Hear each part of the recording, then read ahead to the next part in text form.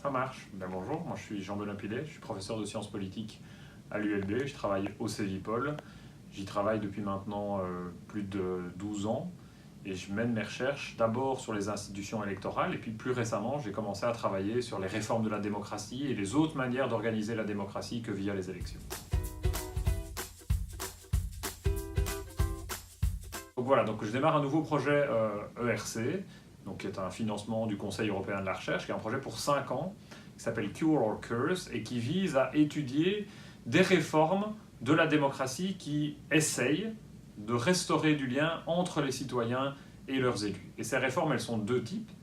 C'est soit l'utilisation de jurys citoyens tirés au sort, soit le fait de confier des missions traditionnelles des institutions représentatives, donc des parlements, des gouvernements, à des comités composés d'experts. Et je m'intéresse à ces deux formes de démocratie parce qu'elles, quelque part, délèguent une partie des compétences habituelles des institutions élues, du Parlement, du gouvernement, à d'autres types d'acteurs qui, eux, ne sont pas élus. Les experts, on les choisit parce qu'ils ont un certain niveau de compétence, parce qu'on espère qu'ils vont être indépendants du jeu partisan. Et puis d'autre part, ce qu'on appelle les mini-publics, les jurys citoyens tirés au sort, c'est de reconfier la décision à des citoyens qu'on a choisi non pas via une élection, mais via un tirage au sort. Et moi, je m'interroge sur ces formes alternatives à la démocratie représentative, puisqu'il s'agit de confier le pouvoir politique qui normalement est dans les mains des représentants à des gens qui ne sont pas élus, qui ne sont pas des représentants, mais qui sont choisis sur d'autres bases. J'ai constaté, avec d'autres collègues du Cevipol et ailleurs en Europe, qu'on voyait de plus en plus d'émergence, d'apparition de cas où les élus, les membres des parlements, les membres des gouvernements, décidaient de confier leur mission à des acteurs externes, à des acteurs non élus. Et le discours général, c'était un discours de réponse à la crise de confiance, au fossé qui grandissait entre les citoyens et leurs élus. Et donc, ça paraissait être une bonne idée, quand on entendait le discours de la plupart de ces acteurs, de dire, voilà, puisqu'on ne nous fait plus totalement confiance, on va associer d'autres types d'acteurs politiques. Et puis moi, rapidement, je me suis dit, mais il faut s'arrêter un peu là, il faut se poser la question de véritablement savoir si ce sont des bonnes solutions. Et donc c'est une question qui était déjà présente depuis un certain temps, et c'est une question qui est devenue d'autant plus saillante pour deux raisons.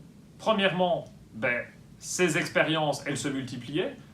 L'exemple le plus frappant, c'est la Convention constitutionnelle irlandaise, où on a confié la réforme de la Constitution irlandaise à des citoyens tirés au sort, et ça aboutit à certaines réformes, comme par exemple autoriser le mariage pour les couples de même sexe, ou sortir l'interdiction de l'avortement de la Constitution irlandaise. Donc c'est des réformes importantes qui, au départ, viennent de citoyens tirés au sort. Donc il y en a de plus en plus de ces réformes, et pourtant, le fossé entre les citoyens et les élus, il ne semble pas se combler.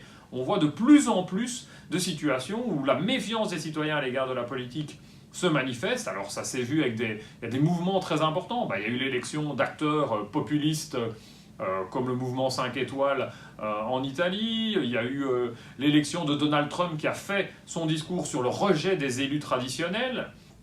Et en disant, moi je ne viens pas du monde politique, je viens d'un autre monde, donc votez pour moi. Et puis si on prend l'actualité immédiate, on voit bien avec cette mobilisation en France et dans une moindre mesure en Belgique autour du mouvement des Gilets jaunes, qu'il y a cette idée de méfiance des citoyens. Et donc quand on voyait cette méfiance qui était d'autant plus forte, alors qu'on essayait de faire plein de réformes qui associaient des acteurs non élus, je me suis dit, peut-être que là, il y a quelque chose qui ne fonctionne pas, peut-être que ce n'est pas une solution qui est appréciée des citoyens ou qui est perçue par les citoyens comme étant la bonne solution.